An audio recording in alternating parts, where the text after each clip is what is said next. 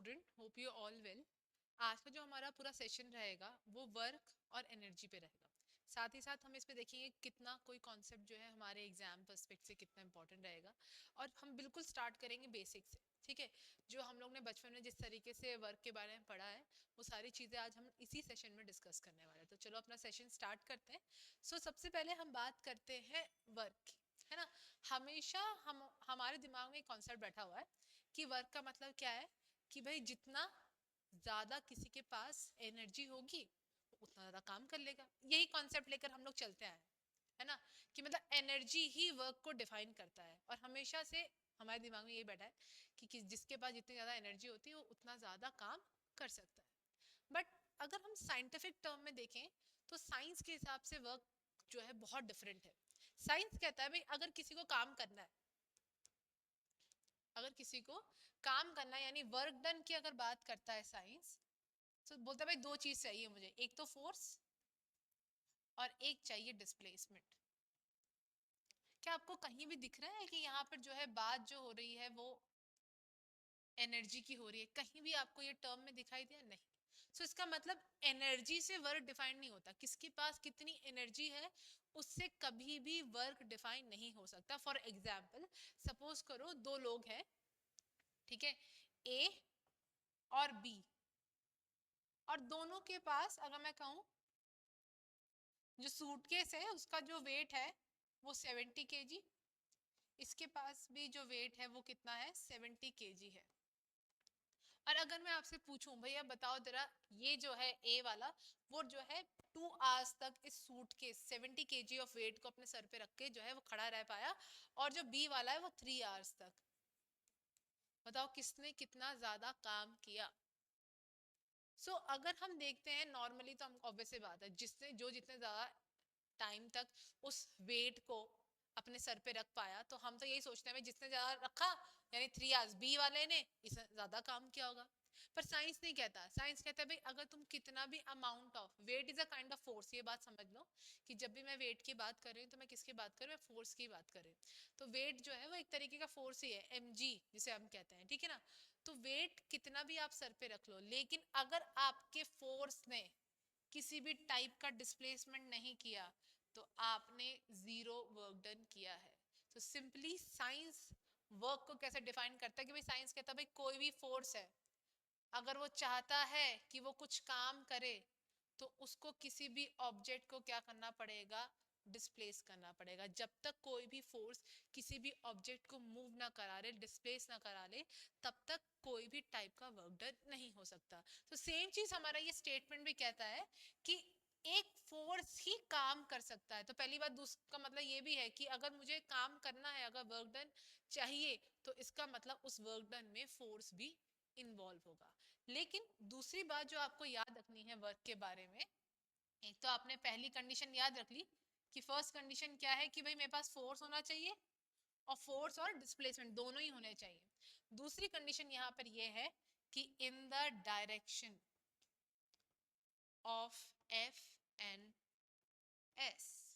बहुत जरूरी है, अगर काम हुआ है तो काम में direction of force to the direction of displacement भी उतना ही मैटर रखता है। यानी अगर कोई भी फोर्स किसी भी टाइप का डायरेक्शन यानी डिस्प्लेसमेंट नहीं कर पाता तो इसका मतलब वो वर्क डन कंसिडर ही नहीं किया जाएगा। तो साइंस कहता है a work is said to be done only when a force displaces a body in the direction of the displacement और द मोशन, यानी जिस तरफ मोशन है अगर उसी डायरेक्शन में कोई बॉडी डिस्प्लेस करती है तभी जो है साइंस के हिसाब से काम जो है वो होगा, अदरवाइज वो वर्क डन नहीं माना जाएगा। ये सारी चीजें तो हम लोग समझ चुके हैं। तो नेक्स्ट हमको क्या याद रखना है, अगर मैं वर्क की कैरेक्टरिस्टिक की बात करूं या प्रॉपर्टी की बात करूं, तो हमको बात ध्यान रखनी है कि work is a scalar quantity. Work कैसी क्वांटिटी है, एक स्केलर क्वांटिटी है, यानी वर्क में कोई भी टाइप का आपको क्या नहीं देखने को मिलेगा, डायरेक्शन देखने को नहीं मिलेगा। वर्क का कोई डायरेक्शन नहीं होता है, पहली बात। अब आप कहोगे क्यों मैम? क्योंकि वर्क जो है इसलिए स्केलर क्वांटिटी है क्योंकि जो वेक्टर है एफ और जो वेक्टर है एस, इनके बीच में होता है डॉट प्रोडक्ट। और डॉट प्रोडक्ट जब भी किसी दो वेक्टर के बीच में होगा तो इसका मतलब वो क्वांटिटी हमेशा क्या आएगी हमारी, इंडिपेंडेंट टू द डायरेक्शन, यानी वो डायरेक्शन पे डिपेंड नहीं करेगी, वो सिर्फ और सिर्फ उसके स्ट्रेंथ पे, यानी वो अपने आप ही स्केलर क्वांटिटी होगी। जब वर्क की बात की जाती है तो वर्क का जो एसआई यूनिट है वो जूल ही रहता है, ये आप बात समझो, ठीक है, ये बात आपको समझना है। तीसरी बात, वर्क जो है वो इन द डायरेक्शन ऑफ मोशन होता है, या एक यू कैन से कि डिस्प्लेसमेंट होता है या फोर्स होता है, कुछ भी कह लो, कि जिस तरफ आपका मोशन होगा उसी तरफ आपको क्या देखने को मिलेगा, वर्क देखने को मिलेगा। इसका मतलब ये है कि वर्क जब भी होगा तो ऑब्जेक्ट को क्या होना पड़ेगा, मूविंग, यानी इन मोशन, क्योंकि रेस्ट पे रहेगा तो कोई भी डिस्प्लेसमेंट होगा ही नहीं, तो यानी वर्क होगा भी नहीं। तो ये सारी चीजें हमको वर्क के बारे में ये कॉन्सेप्ट जो है वो डेवलप करना है कि वर्क क्या होता है, वर्क और फोर्स जो भी है उसके बीच में जो रिलेशन है वो है डिस्प्लेसमेंट का। काम तभी कोई फोर्स कर पाएगा जब वो फोर्स कुछ काइंड ऑफ डिस्प्लेसमेंट प्रोड्यूस करेगा। 1 मीटर, 2 मीटर, 4 मीटर किसी भी बॉडी को अगर किसी फोर्स ने नहीं मूव कर पाया तो उसने उस फोर्स ने कोई भी काम नहीं किया, ठीक है। अब ये तो बात हो गई हमारे वर्क की। जब हम लोग वर्क के फॉर्मूले पे आते हैं तो वर्क का जो पहला फॉर्मूला है वो हमारे पास जनरली जो हम लोग बचपन में देखते हैं, फोर्स इनटू डिस्प्लेसमेंट। लेकिन क्या हो अगर कोई वर्क, अगर आप देखोगे जैसे मैंने ये फ्लोर बना दिया और ये जो है एक काट है, ठीक है, ये बच्चा इसको एक थ्रेड से जो है वो क्या कर रहा है, पुल कर रहा है, ठीक है। तो अगर आप देखो जो ये बच्चा है जिसने इस थ्रेड से खींची और एक गाड़ी का डिस्प्लेसमेंट किस तरफ है, इस तरफ है, तो एस हो गया। फोर्स किस तरफ लगा, इस तरफ लगा। आपको नहीं लगता कि इस फोर्स और एस के बीच में एक एंगल बन गया? तो क्या जब एक एंगल बनेगा, एक एफ और एस के बीच में जब एंगल बनेगा, क्या वो वर्क डन होगा? बिल्कुल होगा। क्यों? क्योंकि ऑब्वियस सी बात है, फोर्स एक वेक्टर क्वांटिटी है और एक वेक्टर क्वांटिटी के दो कंपोनेंट बनाए जा सकते हैं जिसको हम लोग रेक्टेंगुलर कंपोनेंट कहते हैं। एक होगा एफ साइन थीटा और दूसरा बना देंगे हम एफ कॉस थीटा। इन्हीं दो फैक्टर्स को अगर हमने क्या कर दिया, मल्टीप्लाई कर दिया, तो वर्क डन क्या बन जाता है, जिस तरीके से वर्क क्या बनता है, फोर्स इनटू में डिस्प्लेसमेंट। अब जो फोर्स है वो क्या है, फोर्स डॉट कॉस थीटा, और जो डिस्प्लेसमेंट है वो तो एस है ही है, क्योंकि हमने अभी पढ़ा डेफिनेशन क्या कहता है कि अगर कोई भी काम तभी एक काम माना जाएगा, एक वर्क माना जाएगा जब फोर्स का direction in the direction of displacement हो। तो मैंने फोर्स का कौन सा कंपोनेंट लिया है, मैंने फोर्स का लिया है cos थीटा कंपोनेंट, जो इन द डायरेक्शन ऑफ क्या है, डिस्प्लेसमेंट है। इसी से हमको क्या मिल जाता है, हमारा डॉट प्रोडक्ट मिलता है। और यहीं से हमको पता चलता है कि जो एफ और डॉट एस है वो बेसिकली क्या है, वो बेसिकली आपके एक स्केलर क्वांटिटी है। समझे, ये बात ध्यान रखो, पहली बात क्लियर है सबको इतनी बात। अब आगे बढ़ते हैं। अब बात करते हैं, ये तो बात होगी एक कांस्टेंट अमाउंट ऑफ फोर्स की। जब एक जैसा फोर्स एक बॉडी पे लग रहा है तब की बात होगी। तब क्या होगा अगर कोई बॉडी के डिफरेंट डिफरेंट टाइप, एक बॉडी में बार बार जो है magnitude of force continuously change हो रहा है, कभी 10 न्यूटन फोर्स लग रहा है, कभी 8 न्यूटन फोर्स लग रहा है, कभी 5 न्यूटन फोर्स लग रहा है, कभी 4, यानी इंक्रीज भी हो रहा है, डिक्रीज भी हो रहा है। अगर इस टाइप का वेरिएबल फोर्स मिलता है तब हम वर्क डन कैसे निकालेंगे? तो कुछ नहीं करना है, तब हम लोगों को एफ और एस के बीच में एक ग्राफ बना लेंगे। अब क्योंकि वेरिएबल फोर्स है, सो इसका मतलब क्या होता है कि जो लाइन होगी वो तो कर्व बनेगी। लेट से मैंने मान लिया इस तरीके से कुछ फोर्स लग रहा है, तो अब हम क्या करेंगे, ग्राफ में देख लेंगे भाई ये जो मेरा स्लोप आया है इसने कितना एरिया जो है वो कवर कर लिया है। तो जब भी कोई वेरिएबल फोर्स लगेगा किसी बॉडी में, तो जो भी इस A B C D line का जो भी एरिया आएगा वही मुझको क्या बता रहा होगा, work done by a variable force. Variable force मैंने अभी आपको बताया डिफरेंट डिफरेंट फोर्स। अगर एक ही बॉडी में बहुत अलग अलग टाइप से बहुत डिफरेंट डिफरेंट टाइप के फोर्स लग रहे हैं तो उस बॉडी में वर्क डन कैसे कैलकुलेट किया जा सकता है, सिंपल सा ग्राफ बना लो और उस ग्राफ में जो भी स्लोप आया उसके अंडर जितना भी एरिया आ रहा है उस एरिया को कैलकुलेट करो और कैलकुलेट करके ये पता लगा लो कि भाई इसका कितना वर्क डन हुआ है, ठीक है। मेनली अगर हम देखते हैं तो वर्क जब भी होगा तो हमारे पास दो टाइप के फोर्स आएंगे। सबसे पहला जो फोर्स है वो है कंजर्वेटिव फोर्स, और जो दूसरा टाइप है फोर्स का है वो है नॉन कंजर्वेटिव। ठीक है, मैं तुम लोग को एक टर्म समझाऊंगी जिससे हम लोग की पूरी प्रॉपर्टी जितनी भी लिखी हुई है वो हमको समझ में आ जाएगा। ठीक है, तो वो टर्म हमारा रहेगा कंजर्वेटिव। क्या रहेगा? कंजर्वेटिव रहेगा, ध्यान रखना। कंजर्वेटिव मतलब बचा हुआ, यानी किसी भी चीज का लॉस नहीं हुआ। जब कोई भी चीज लॉस नहीं होगी तो इसका मतलब इनिशियल वैल्यू और फाइनल वैल्यू मुझे हमेशा सेम टू सेम देखने को मिलेगी। देखो, इसी वर्ड कंजर्वेटिव से ही हम सारे जो है इसकी जो फीचर है उसको लर्न कर लेंगे। ठीक है, तो सबसे पहले बस आपको एक वर्ड याद रखना है, कंजर्वेटिव फोर्स का कंजर्वेटिव। ठीक है, तो पहली चीज आपको क्या याद रखनी है कि जो वर्क डन है, जब भी कोई एक कंजर्वेटिव फोर्स इस वर्क को करेगा तो जितना भी काम उसने पहले किया होगा इनिशियल वर्क डन, हमेशा फाइनल वर्क डन के बराबर ही रहने वाला है। यानी कंजर्वेटिव कोई लॉस ही नहीं हुआ। जब कोई लॉस ही नहीं हुआ तो क्या चलेगा? फॉलो करेगा law of conservation of energy. Second चीज आपको ये बात ध्यान रखनी है, जब कोई लॉस ही नहीं हुआ है तो हम क्या कर सकते हैं? उल्टा पुल्टा भी कर सकते हैं। मतलब अगर सपोज करो कोई काम हुआ है ए टू बी, है ना, तो अगर ये 10 जूल वर्क हुआ है तो बी टू ए भी वर्क डन कैसा होगा? 10 जूल ही होगा।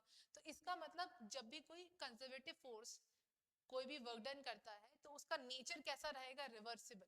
अब जब मन चाहो अगर आप सेम पाथ को फॉलो करते हो और उसको रिवर्स कर देते हो उस वर्क डन को, तब भी दोनों का वैल्यू जो है वो हमेशा क्या देखने को मिलेगा? आपको सेम टू सेम ही देखने को मिलेगा। अब आते हैं हमारे सबसे इंपॉर्टेंट चीज पे, जो इसका सबसे इंपॉर्टेंट फैक्टर रहता है।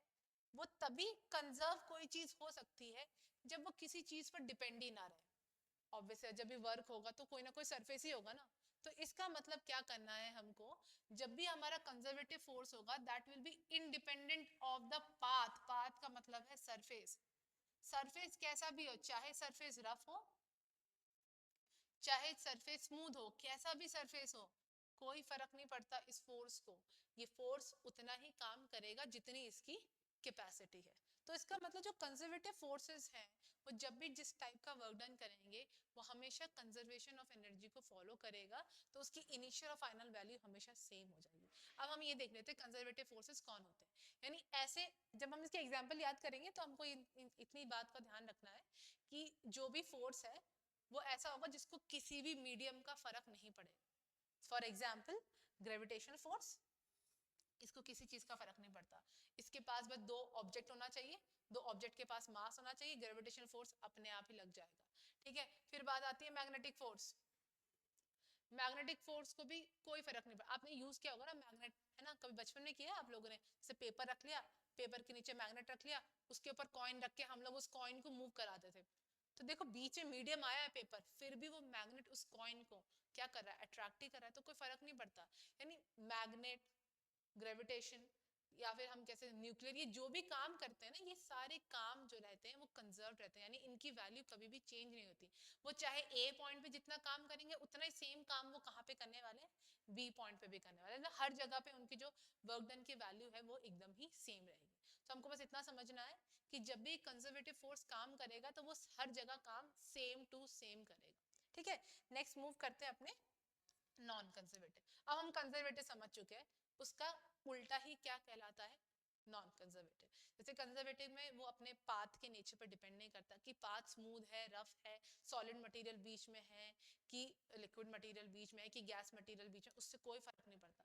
लेकिन नॉन कंजर्वेटिव फोर्सेस को इस चीज का फर्क पड़ता है कि जिस तरीके का इनका सरफेस होगा वो उसी तरीके से उसमें काम करेंगे। ठीक है, तो यानी ये डिपेंड करते हैं अपने पाथ के नेचर पे, यानी अपने सरफेस पे ये क्या करेंगे? डिपेंड करेंगे। ठीक है, नेक्स्ट जब सरफेस पे डिपेंड करने लग जाएंगे तो हो सकता है भाई किसी सरफेस में उनको जो है क्या हो, ज्यादा काम करना पड़े और किसी सरफेस पे उनको कम काम करना पड़े। जैसे फॉर एग्जांपल अपनी स्कूटी को ले लेते हैं। अगर सपोज करो गड्ढे हो सड़कों पे बहुत ज्यादा, तो हमको स्कूटी को क्या करना पड़ता है? बहुत ज्यादा हमारा इंजन को ज्यादा काम करना पड़ता है। और सड़कें एकदम स्मूथ हो तो हमारी स्कूटी आराम से चलती है, हमारे इंजन पे उतना प्रेशर नहीं पड़ता। सिमिलरली इसका मतलब जो भी काम स्कूटी करती है वो डिपेंडेंट टू द सरफेस हो गया। तो स्कूटी जो भी काम करेगी वो किस फोर्सेस को ऐड करने की वजह से करेगी, इसी नॉन कंजर्वेटिव फोर्स के ऐड करने की वजह से। तो इनिशियल और फाइनल वैल्यू भी जो है वो क्या होने वाली है, इनकी डिफरेंट होने वाली है। नेक्स्ट करते हैं, ऑब्वियस बात जब सेम टू सेम नहीं है कोई चीज तो law of conservation of energy भी ये फॉलो करने वाला नहीं है। नेक्स्ट मूव करते हैं, वर्क डन। जिस तरीके से हमने पढ़ा था कि जब भी कोई कंजर्वेटिव फोर्स किसी भी टाइप का वर्क डन करता है वो रिवर्सिबल है, यानी चाहे तुम उसको ए से बी ले जाओ चाहे बी से ए ले जाओ, ठीक है, उसका जो वर्क है वो कांस्टेंट रहेगा। टेंजुअल काम किया तो टेंजुअल काम ही करेगा। लेकिन अगर किसी भी नॉन कंजर्वेटिव फोर्सेस को उल्टा कर दिया जाए उनका वर्क डन, तो वो इरिवर्स, उसको तुम चेंज नहीं कर सकते, वो कभी अपने उस इनिशियल फॉर्म में वापस भी नहीं आ पाएगा। तो इसलिए जो वर्क डन करता है नॉन कंजर्वेटिव फोर्सेस वो इरिवर्सिबल इन नेचर होता है, ठीक है। नेक्स्ट हम जान लेते हैं जो नॉन कंजर्वेटिव फोर्सेस है वो कौन कौन से। फ्रिक्शनल फोर्स, देखो फ्रिक्शन में क्या होता है, अगर बहुत स्मूथ सरफेस है तो काम ज्यादा नहीं होगा भाई, ऑब्वियस सी बात है, इजीली हो जाएगा वो काम पॉलिश सरफेस पे। लेकिन अगर बहुत रफ सरफेस है तो फिर उसमें हम लोग को ज्यादा मेहनत करनी पड़ती है ताकि हम जो है उस पूरे रफ सरफेस से आगे बढ़े। मैंने अभी स्कूटी का एग्जांपल दिया ना कि गड्ढे ज्यादा है यानी फ्रिक्शन ज्यादा है, फ्रिक्शन ज्यादा, टायर घिसेंगे, इंजन पे ज्यादा लोड पड़ेगा। और यही अगर एक स्मूथ सड़क हो तो इंजन पे लेस लोड पड़ेगा, यानी इंजन को जो काम करेगा वो स्मूथ सरफेस पे थोड़ा इंजन को कम काम करना पड़ेगा, और जैसे ही गड्ढे वगैरह आ जाएंगे वैसे स्कूटी के इंजन को उतना ही ज्यादा काम करना पड़ेगा। नेक्स्ट बात करते हैं टेंशन फोर्स की। टेंशन फोर्सेस कहाँ लगते हैं बच्चों, स्ट्रिंग में लगते हैं। कभी भी किसी भी रस्सी की बात हो रही होगी ना, उस रस्सी पे जो भी टाइप ऑफ फोर्स लगता है उसको हम क्या कहते हैं, टेंशन फोर्स। ये टेंशन फोर्स भी किस पे डिपेंड करता है, इसी सरफेस के पाथ पे डिपेंड करता है, ठीक है। तो ये सारी बातें होगी हमारी conservative forces and non conservative forces के वर्क डन के बेस पे। अब हम देख लेते हैं कि कितने टाइप के वर्क डन होते हैं, ठीक है। वर्क डन मेनली तीन टाइप का होता है, positive work done, negative work done और जीरो वर्क डन। एक एक करके हम इसको समझते हैं। तो जब भी हम लोग पॉजिटिव वर्क डन की बात करेंगे, किसकी बात करेंगे, पॉजिटिव वर्क डन की, ठीक है। तो हमको क्या समझना है, पहली चीज कि फर्स्ट क्या होगा, जो F है और जो S है दोनों का डायरेक्शन सेम होगा, ठीक है। अगर डायरेक्शन सेम है तो इससे हमको क्या कॉन्सेप्ट समझना है कि अगर डायरेक्शन सेम है तो वेलोसिटी इज एड, यानी अगर कोई भी काम जिस डायरेक्शन पे काम होना है, डिस्प्लेसमेंट होना है, उसी डायरेक्शन पे ही फोर्स अप्लाई किया जाए तो वेलोसिटी प्लस यानी बढ़ जाएगी, ठीक है। यानी स्पीड जो है किसी भी चीज का वो क्या हो जाएगा, बढ़ जाएगा, ठीक है। नेक्स्ट पॉइंट आपको इसके बारे में पॉजिटिव वर्क डन के बारे में क्या ध्यान रखना है कि जो F और जो S है इसके बीच का जो एंगल है वो कितना होना चाहिए, 0 डिग्री होना चाहिए। और तीसरी बात आपको क्या ध्यान रखना है कि F की जो वैल्यू है और S की जो वैल्यू है दोनों ही आपको पॉजिटिव मिलनी चाहिए। अगर ये नेगेटिव हो गई तो वर्क डन भी अपने आप ही क्या हो जाएगा, नेगेटिव हो जाएगा। ये आप समझिए, ये तीनों चीजों के बेसिस पर हमको समझना है कि पॉजिटिव वर्क डन क्या होता है। फॉर एग्जाम्पल मैं आपको देख रही हूँ, यहाँ पे हम जो बात करेंगे वो बात करेंगे किसकी, एक ग्रेविटेशनल फोर्स की, ठीक है। सो ये अर्थ है। अब देखो मैं तीनों एग्जाम्पल तुमको सिर्फ अर्थ के बेसिस पे दूंगी, तुम बहुत इजीली समझ जाओगे। ये हो गया अर्थ। अब अर्थ जो फोर्स ऑफ ग्रेविटी लगाता है, एफ लगाता है, वो किस वक्त लगाता है, नीचे की तरफ, यानी अर्थ का एफ जो है वो डाउनवर्ड एक्ट करता है। अगर कोई ऑब्जेक्ट अर्थ के तरफ ही आना है तो ऑब्वियस सी बात है उसका स्पीड हमेशा हमको क्या नजर आएगा, इंक्रीज नजर आएगा, क्योंकि दोनों का डायरेक्शन एस, वो ऑब्जेक्ट भी नीचे आना चाहता है और फोर्स भी नीचे रखना है, तो यानी अर्थ को ज्यादा काम करने की जरूरत नहीं पड़ेगी। या और इस ऑब्जेक्ट को भी अगर मैं इस सपोज करो इस बॉल की बात करूं तो ये बॉल भी बिल्कुल काम, ये तो बिल्कुल किसके भरोसे रहेगा, ग्रेविटी के भरोसे, ये तो मुझे खींच ही लेगी, ठीक है। तो यानी जो डायरेक्शन है एफ का और वो एस का वो सेम है, तो जो बॉल है जो किसके तरफ आ रही है, टुवर्ड्स द ग्राउंड आ रही है, तो उसने कैसा काम किया, उसने पॉजिटिव वर्क डन किया। अब देखो जो जो चीजें मैंने तुमको पॉजिटिव वर्क डन के लिए बताई हैं वही चीजें तुमको किसके लिए याद रखना है, नेगेटिव वर्क डन के लिए। जब हम नेगेटिव वर्क डन की बात करते हैं तो हमको ध्यान रखना है एफ और एस का जो डायरेक्शन है वो सेम नहीं है, अब क्या हो जाएगा, ऑपोजिट हो जाएगा। उल्टा हो जाएगा। यानी जब ऑपोजिट डायरेक्शन हो जाएगा, यानी एफ अगर इस तरफ है तो एस जो है वो इस तरफ होगा, सिंपल सी बात है। अब मैं नेक्स्ट मैंने क्या बताया था, एंगल बताया था, सीधा देख लो स्ट्रेट लाइन में एंगल कौन सा बनता है, 180 डिग्री। तो इसका मतलब जो थीटा है बिटवीन एफ एंड एस वो कैसा होगा, 180 होगा। तभी जाकर जो है हमारी जो वर्क डन होगा वो कैसा होगा तुम्हारा, नेगेटिव। ये दोनों चीजें तुमको याद रखनी है अपने नेगेटिव वर्क डन के लिए। अब मैंने तुम्हें कहा था एक ही एग्जांपल दूंगी और उसी एग्जांपल से हम क्या समझेंगे, वो सारे के सारे कॉन्सेप्ट समझेंगे, ठीक है। तो अब क्या हो रहा है, यही अर्थ है और अर्थ का फोर्स किस तरफ लगता है, एफ तो नीचे लगेगा। लेकिन एक रॉकेट है जिसको अर्थ की ग्रेविटेशनल फील्ड से बाहर निकलना है, अब उसको जाना है उल्टा, यानी उसका डिस्प्लेसमेंट ऊपर की तरफ है। अब ये जो रॉकेट है वो चाह रहा है कि भाई अर्थ जो मुझ पे डाउनवर्ड फोर्स लगा रहा है उससे मैं बाहर निकलूं ताकि मैं इजीली स्पेस में चला जाऊं। तो उसको, इस रॉकेट को जो काम होगा वो क्या करना पड़ेगा, ज्यादा करना पड़ेगा। और रॉकेट जो भी टाइप का काम कर रहा है वो किस टाइप का काम है, यानी उसका नेचर कैसा होगा, नेगेटिव वर्क डन। यानी जब भी हमको नेगेटिव वर्क डन के बारे में पता चले तो हमको बस इतना समझना है कि मेरे एफ और मेरे एस के बीच, यानी मेरे जो फोर्स है और जो मेरा डिस्प्लेसमेंट है उन दोनों का डायरेक्शन ऑपोजिट है, सिंपल सी बात है, ठीक है। अब आते हैं जीरो वर्क डन पे। जीरो वर्क डन बहुत ज्यादा इंपॉर्टेंट है, इसके कंडीशंस आपको पता होने चाहिए कि कब कब एक वर्क डन जो है वो जीरो होता है। तो सबसे पहले आप ध्यान रखोगे जब एस ही जीरो हो जाए, एस जीरो होने के चांसेस क्या है, पहली बात ध्यान रखोगे अगर कोई ऑब्जेक्ट ए यानी अपनी इनिशियल पोजीशन से उसने मोशन शुरू किया और घूम फिर कर उसी इनिशियल पोजीशन पर आ गया तो एस इज जीरो। इसी डायग्राम से याद रखो। सेकंड जो पॉइंट रहेगा, अगर कोई भी ऑब्जेक्ट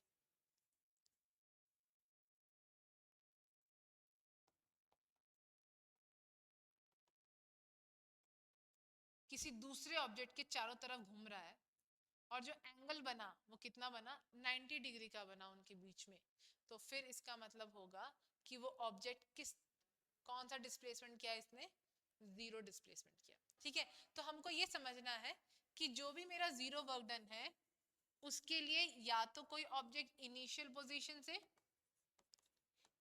पोजीशन में आ जाए यानी उसका एस जीरो हो जाए, या फिर उसके एफ और उसके एस के बीच में जो एंगल हो वो कितना हो, 90 डिग्री का हो। तो बहुत इजीली हम ये कह सकते हैं कि उसने जिस भी टाइप का वर्क डन किया है वो कैसा किया है, जीरो वर्क डन किया है। फॉर एग्जाम्पल जैसे मैं बता रही थी, किसका एग्जाम्पल दे रही थी, कुली का एग्जाम्पल दिया मैंने कि कुली ने जो है 100 kg ऑफ जो है अगर सामान अपने सर पे रखा है और वो चल ही नहीं रहा है, ठीक है, तो उसने क्या किया, वर्क डन जीरो किया, एस जीरो हो गया, ठीक है। अगर कोई कुली जो है स्टेशन नंबर 1 से स्टेशन नंबर 2 पे गया, उसी सामान को लेकर फिर वापस ही स्टेशन नंबर 1 पे आ गया, तो यानी वो जिस पोजीशन से उसने अपना मोशन स्टार्ट किया था वो उसी पोजीशन पे आके दोबारा आ गया, तो फिर से डिस्प्लेसमेंट कितना हो गया, जीरो। यानी इस कुली ने फिर से वर्क डन कितना किया, जीरो किया। और नेक्स्ट आपको याद रखना है जितने भी सैटेलाइट है जो अर्थ के चारों तरफ घूम रहे हैं, अगर आप देखोगे अर्थ उनको अपनी तरफ खींच रहा है, ये रहा इनका फोर्स, और वो किस तरफ घूम रहे हैं, इस तरफ घूम रहे हैं, तो इनके बीच में जो एंगल है वो कितना है, 90 डिग्री का। तो यानी सैटेलाइट जितने भी रिवॉल्व कर रहे हैं अराउंड द अर्थ वो सारे के सारे उनका वर्क डन की वैल्यू क्या रहेगी, जीरो रहेगी। सिमिलरली आपको ये भी बात ध्यान रखनी है, यानी जो भी ऑब्जेक्ट किसी भी दूसरे ऑब्जेक्ट के चारों तरफ घूम रहा है यानी रिवॉल्व कर रहा है, रिवोल्यूशन का जो मोशन है उसका हमेशा रिजल्ट जो आएगा वर्क डन का वो हमेशा कितना आएगा, जीरो ही आएगा। ये बात आपको जो है इसमें ध्यान रखनी है, ठीक है। चलो अब आगे बढ़ते, अब आते हैं अपने एनर्जी पे। जैसे मैंने तुमको कहा कि वर्क को अगर डिफाइन करना है तो आपको डिस्प्लेसमेंट चाहिए, यानी आपकी बॉडी मोशन में होनी चाहिए, रेस्ट से मोशन में बॉडी जाएगी तभी वो ऑब्जेक्ट कुछ ना कुछ काम कर रही होगी। उसी तरीके से एनर्जी अगर पता करना है तो किसी भी ऑब्जेक्ट को काम करना पड़ेगा। कोई ऑब्जेक्ट कितना काम कर रहा है उससे उसकी एनर्जी का पता चलता है, इसलिए मैंने यहाँ पे लिखा है कैपेसिटी टू डू वर्क। अगर आपने काम नहीं किया तो आपके पास कितनी एनर्जी है वो किसी को पता ही नहीं कर पाएगी। तो इसका मतलब हम ये कह सकते हैं वर्क डिफाइंस एनर्जी, वर्क से हम एनर्जी का तो पता लगा सकते हैं, लेकिन हम एनर्जी से वर्क का पता नहीं लगा सकते। इस बात को आप लोग समझ लो अच्छे से कि अगर मुझे एनर्जी, अगर मैं कहूँ भाई किसके पास कितनी एनर्जी है तो वो ज्यादा काम करेगा, ऐसा जरूरी नहीं है। ठीक है, सो इसका मतलब क्या है कि अगर मुझे एनर्जी चाहिए तो मुझे उसके लिए काम करना पड़ेगा। तो यानी मेरी energy is equals to work. जो जो प्रॉपर्टी हमने किसके लिए पढ़ी, वर्क के लिए पढ़ी, सेम वही प्रॉपर्टी किसके लिए हो जाएगी, एनर्जी के लिए। कि एनर्जी का भी ऐसा यूनिट क्या हो जाएगा, वर्क की तरह ही हो जाएगा, जूल। वर्क एक स्केलर क्वांटिटी था तो ई भी क्या हो जाएगा, स्केलर क्वांटिटी ही हो जाएगा। ये बात हमको ध्यान रखना है। ठीक है, अभी तो ये कॉन्सेप्ट ही कर रहे हैं, पर एग्जाम के लिए क्या इंपॉर्टेंट रहेगा वो मैं आपको आगे बताऊंगी। ठीक है, अब जब हम लोग एनर्जी की बात करते हैं तो हमारे पास दो टाइप की एनर्जी आती है, एक तो पोटेंशियल एनर्जी और एक काइनेटिक एनर्जी। इन्हीं दो एनर्जी से हमें different different form of energy निकल के देखने को मिलती है। ठीक है, जब मैं पोटेंशियल एनर्जी की बात कर रही हूँ तो मैं बात कर रही हूँ रेस्ट की। ध्यान रखना किसकी बात कर रही हूँ, रेस्ट की। इसी कोड से याद रखेंगे, यानी कोई भी ऑब्जेक्ट रेस्ट स्टेट पे है तो यानी उसके पास क्या है, उसके पास है पोटेंशियल एनर्जी। अब रेस्ट फेज भी दो टाइप के होते हैं। ठीक है, फर्स्ट रेस्ट फेज है एट हाइट, यानी तुमने क्या किया, जैसे टेबल के ऊपर जो भी बुक रखी हुई है उसके पास अगर तुम पूछो भाई किस टाइप की एनर्जी है तो उसके पास कौन सी एनर्जी है, आपकी पोटेंशियल एनर्जी। लेकिन पोटेंशियल एनर्जी में उसके पास किस टाइप की एनर्जी है, तो आप कहोगे एट हाइट वाली। एट हाइट वाली का मतलब है ग्रेविटेशनल पोटेंशियल एनर्जी, जिसको हम कहते हैं mgh। यानी कोई भी ऑब्जेक्ट जिस पे अर्थ का फोर्स लग रहा है और वो किसी ना पर्टिकुलर हाइट पे है तो इस पर किस टाइप का पोटेंशियल एनर्जी होगा, ग्रेविटेशनल पोटेंशियल एनर्जी। ठीक है, अगर कोई भी ऑब्जेक्ट रेस्ट पर ही है लेकिन उसका शेप चेंज हो गया, उसका साइज चेंज हो गया, बेचारा उसने तो कुछ नहीं किया लेकिन उसके ऊपर डिफॉर्मिंग फोर्सेस आए, उसके ऊपर एक्सटर्नल फोर्स आया और वो जो है अपना शेप और साइज चेंज कर रहा है, तो उसके पास भी पोटेंशियल एनर्जी रहेगा। लेकिन उसके पास जिस टाइप का पोटेंशियल एनर्जी रहेगा उसको हम लोग कहेंगे इलास्टिक पोटेंशियल एनर्जी। जैसे सपोज करो सोफे, सोफे में अगर कोई बैठ जाता है तो जो सोफे के गद्दे में जो भी उसके पास एनर्जी थी वो कौन सी थी, इलास्टिक पोटेंशियल एनर्जी थी, तभी वो उसने अपना शेप साइज जो है वो चेंज कर लिया। ठीक है, मेनली पिलो को भी कह सकते हो, पिलो के पास भी किस टाइप की एनर्जी, पोटेंशियल एनर्जी है, लेकिन पिलो भी अपना शेप साइज चेंज कर लेता है, इसलिए पिलो के पास जिस टाइप की एनर्जी है वो कौन सी है, इलास्टिक पोटेंशियल एनर्जी।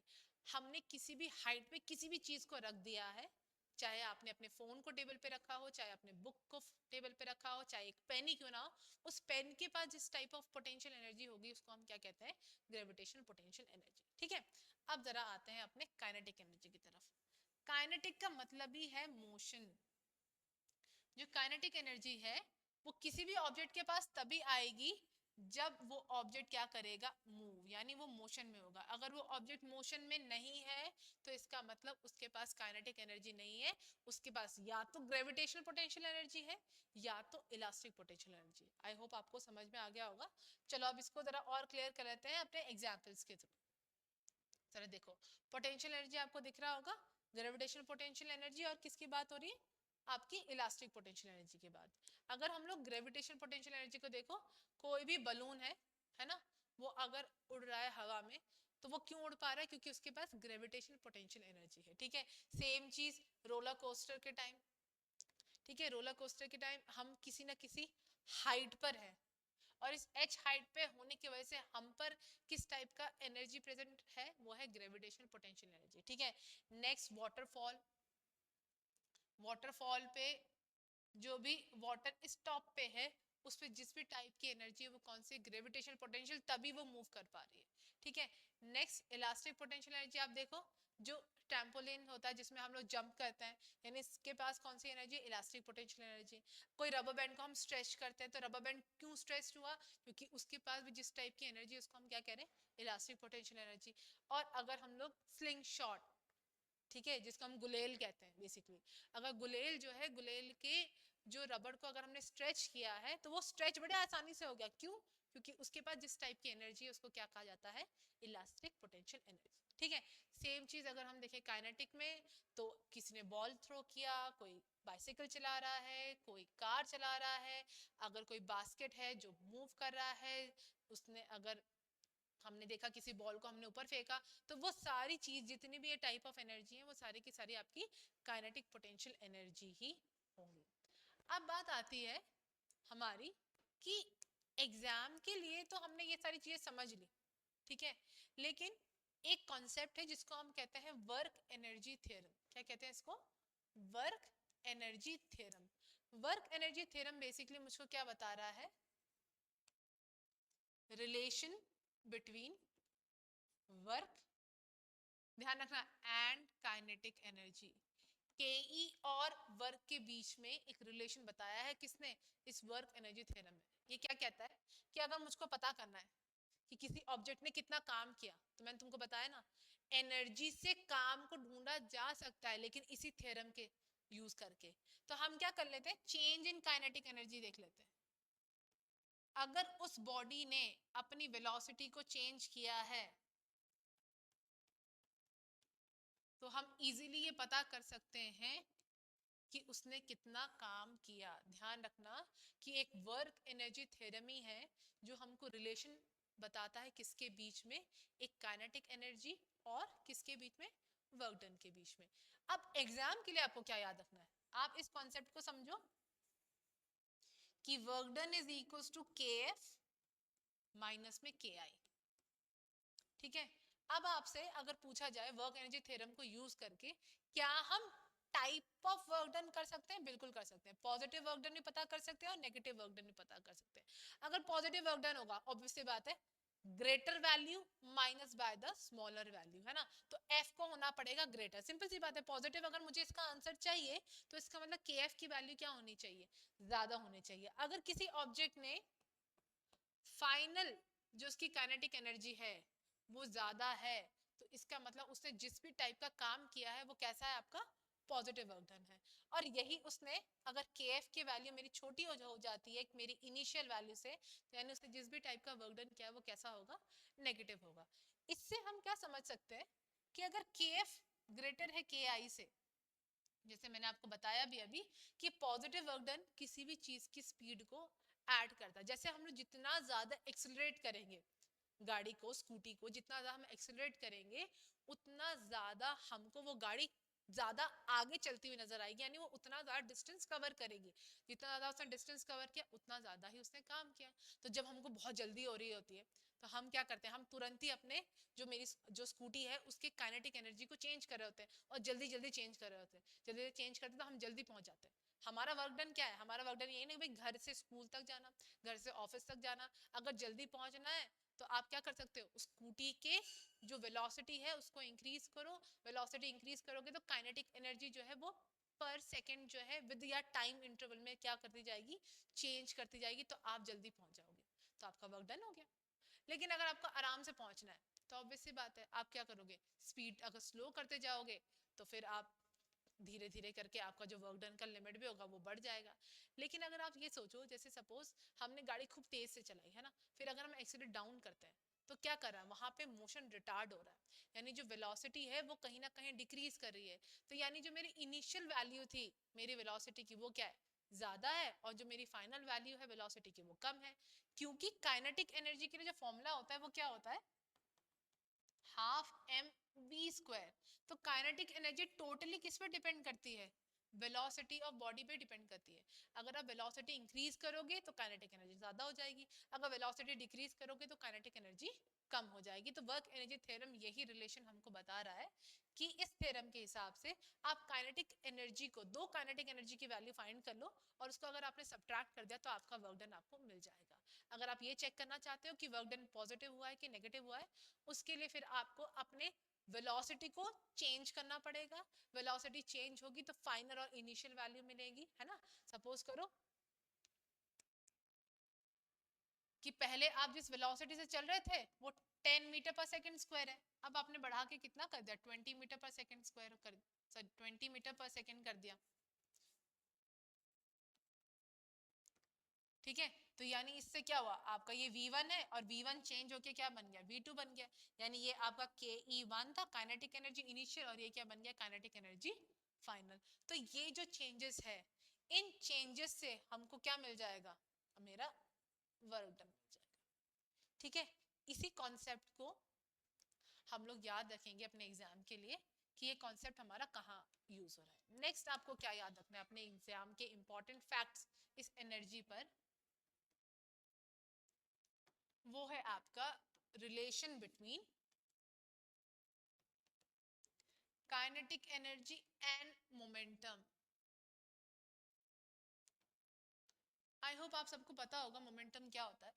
कोई भी m मास की बॉडी जो चल रही है, उनके पास मोमेंटम होता है, सिंपल सी बात है। तो बेसिकली m इंटू वी को ही हम लोग क्या कहते हैं, मोमेंटम कहते हैं।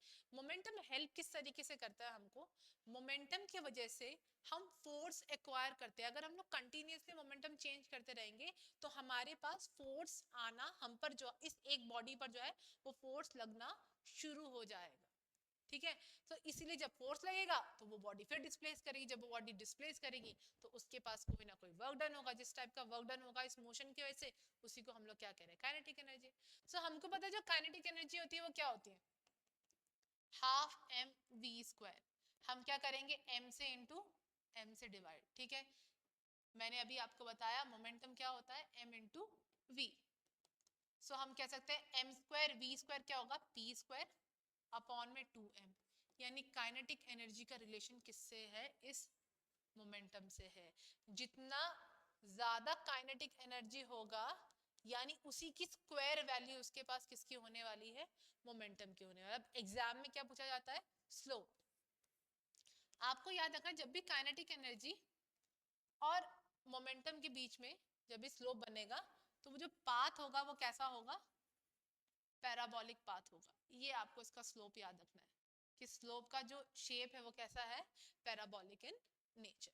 ठीक है, नेक्स्ट बहुत सारे क्वेश्चन जो है वो पूछे जाते हैं इन्हीं रिलेशन के बेसिस पे, कि सपोज करो किसी की काइनेटिक एनर्जी जो है वो 10 जूल है, ठीक है, और उसका जो मोमेंटम है वो कितना है, 40 kg मीटर पर सेकेंड। ठीक है, अब आप बताओ कि चलो ये P1 K1 मान लेते, हो सकता है आपको K2 की वैल्यू भी दी जाए, आपको कहा जाए भाई 20 जूल हो गया, अब बताओ उसका मोमेंटम कितना हो जाएगा। तो इसी रिलेशन को हम यूज करते हैं, किस रिलेशन को, जो मैंने अभी आपको डायरेक्ट रिलेशन बताया है, इसमें KE1 अपॉन में KE2 रख देना, P1 स्क्वायर अपॉन में P2 का स्क्वायर हो जाएगा, और इन्हीं वैल्यूज को हम इनकी जगह पे रखेंगे और इजीली फिर ये सॉल्व हो जाएगा। वो हम लोग डिस्कस करेंगे अपने नेक्स्ट सेशन में। अभी तो हम लोग सिर्फ थोड़ा कॉन्सेप्ट समझ लेते हैं कि क्या रिलेशन है किसके बीच में, मोमेंटम और काइनेटिक एनर्जी के बीच में। ठीक है, साथ ही साथ हमको ये भी ध्यान रखना है, what are the factor that affects the kinetic energy. Kinetic energy किन किन चीजों पर डिपेंड करता है, काइनेटिक एनर्जी डिपेंड करता है मास पर, उससे भी वो डायरेक्ट रिलेशन शो करता है, और काइनेटिक एनर्जी डिपेंड करता है स्क्वायर ऑफ वेलोसिटी पर। इन दोनों पर ही काइनेटिक एनर्जी जो है वो डिपेंड करता है। ऑब्वियसली बात है, जितना तेज चलोगे उतनी ज्यादा काइनेटिक एनर्जी होगी, जितना धीरे चलोगे उतनी कम काइनेटिक एनर्जी। जितना ज्यादा बड़ा मास होगा उसकी काइनेटिक एनर्जी भी उतनी ही ज्यादा होगी। ये तभी पॉसिबल है, K E directly proportional to M तभी पॉसिबल है जब वी कांस्टेंट हो। मैंने आपको बताया है, जब कांस्टेंट का मतलब क्या होता है, सेम। यानी जब भी कोई दो ऑब्जेक्ट जिनका मास तो डिफरेंट है लेकिन वेलोसिटी सेम है, और मुझे ये पता करना है किसके पास काइनेटिक एनर्जी ज्यादा है। सपोज करो 10 kg of mass of ball है आपके पास, ठीक है, ये बॉल की जो स्पीड है वो 10 मीटर पर सेकेंड है, और सिंपली आपने ले लिया 20 kg ऑफ बॉल, और इसकी जो स्पीड है वो भी कितनी है, 10 मीटर पर सेकेंड, यानी वेलोसिटी दोनों की सेम है। अब आपको पता करना है कि किसके पास ज्यादा काइनेटिक एनर्जी है। ऑब्वियसली बात है, इस रिलेशन को यूज करेंगे और पता करेंगे भाई जिसका मास ज्यादा है उसकी काइनेटिक एनर्जी क्या हो जाएगी, ज्यादा हो जाएगी। अब हम लोग मास सेम रख लेते हैं 10 kg। अब आपको बताती है 10 से 20 हो गया है ना, तो अब फिर से ये रिलेशन यूज करेंगे, जिसकी वेलोसिटी जितनी ज्यादा होगी उसका काइनेटिक की वैल्यू भी उतनी ही ज्यादा होने वाली है। अब नेक्स्ट जो इंपॉर्टेंट है वो है principle of conservation of energy. Principle of conservation of energy जो है आपको हर जगह देखने को मिलेगा। कहने का मतलब क्या कहा गया, सबसे पहले ये प्रिंसिपल में ये बोला गया है कि भाई जब भी कोई काम होगा, कोई भी वर्क डन होगा, तो उसके पीछे दो ही एनर्जी है, पीई यानी पोटेंशियल एनर्जी एंड केई। ये पीई केई में चेंज हो रहा है, केई फिर दूसरे फॉर्म में चेंज हो रहा है, और हमको different different time of work done देखने को मिल रहा है। तो इसका मतलब principle of kinetic, principle of conservation of energy ये कहता है कि अगर मैं पोटेंशियल एनर्जी और काइनेटिक एनर्जी को जोड़ दूं तो मुझको क्या मिलने वाला है, मैकेनिकल एनर्जी। और यही मैकेनिकल एनर्जी काम करता है। सपोज कर लेते हैं फैन, है ना, फैन किसी हाइट पर है, ऑब्वियस सी बात है, एच हाइट पर है, ग्राउंड से एच हाइट पर है, तो फैन के पास क्या है, ग्रेविटेशन पोटेंशियल एनर्जी। जैसे स्विच ऑन किया, फैन जो है इलेक्ट्रिकल एनर्जी की वजह से मोशन में आ गया। यही पोटेंशियल एनर्जी जो ग्रेविटेशन पोटेंशियल एनर्जी फैन के पास थी, इसी पोटेंशियल एनर्जी ने ही काम किया है। और वही काम जो है मुझको डिफरेंट डिफरेंट फॉर्म में, जो हवा है, जैसे जैसे आप रेगुलेटर इंक्रीज करते रहोगे उसकी वेलोसिटी वैसे वैसे इंक्रीज करती जाएगी, तो यानी आपको वर्क डन जो है हर एक पॉइंट पे कांस्टेंट ही देखने को मिलेगा। तो वो क्या कह रहा है कि जो पीई प्लस केई है, इसी से देख लेते हैं, ये आपको हर जगह कांस्टेंट ही देखने को मिलेगा। ठीक है, जैसे यहाँ पे कहा जा रहा है कि जब ये बाइसिकल वाला, बाइसिकल बॉय जो है, ये क्या कर रहा है, इस माउंटेन पे राइड करने की कोशिश कर रहा है। तो अब राइड करेगा तो क्या लगाएगा, काइनेटिक एनर्जी लगाएगा, जाकर एक हाइट पे पहुंच जाएगा, रुक जाएगा, तो ये पोटेंशियल एनर्जी है। फिर अब नहीं कर रहा है ये कुछ, अब तो ये सिंपली क्या करेगा, अगर आप देखोगे पेडल भी नहीं यूज करने वाला है, ये आराम से नीचे आ रहा है। क्यों, क्योंकि इसकी जो पोटेंशियल एनर्जी थी वही किस में कन्वर्ट होगी, काइनेटिक एनर्जी में कन्वर्ट होगी।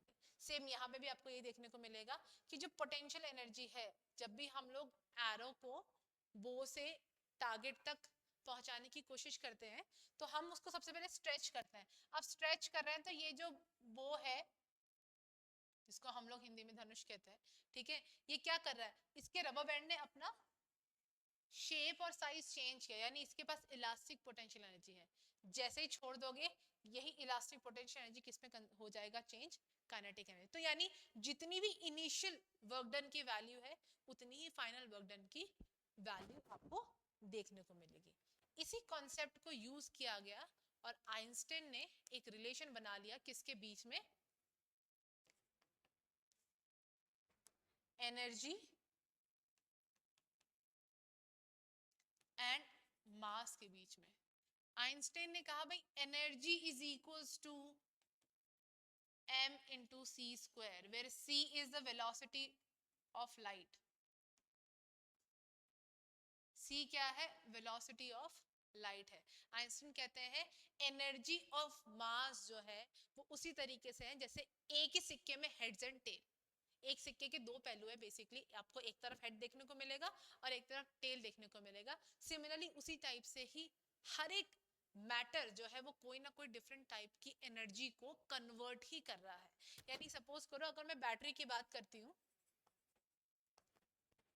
तो जो बैटरी या हम कह ले सेल कह लो, इसके पास जिस टाइप ऑफ एनर्जी है वो कौन सी है, केमिकल है। जैसे अभी मैंने बताया प्रिंसिपल ऑफ कंजर्वेशन में आपने क्या देखा, पोटेंशियल एनर्जी ही काइनेटिक एनर्जी में चेंज हो रही है। वैसे इस बैटरी के पास केमिकल एनर्जी है, और ये जो केमिकल एनर्जी है वो किस में कन्वर्ट हो गया, बैटरी क्या प्रोवाइड करता है, इलेक्ट्रिसिटी, यानी इलेक्ट्रिकल एनर्जी में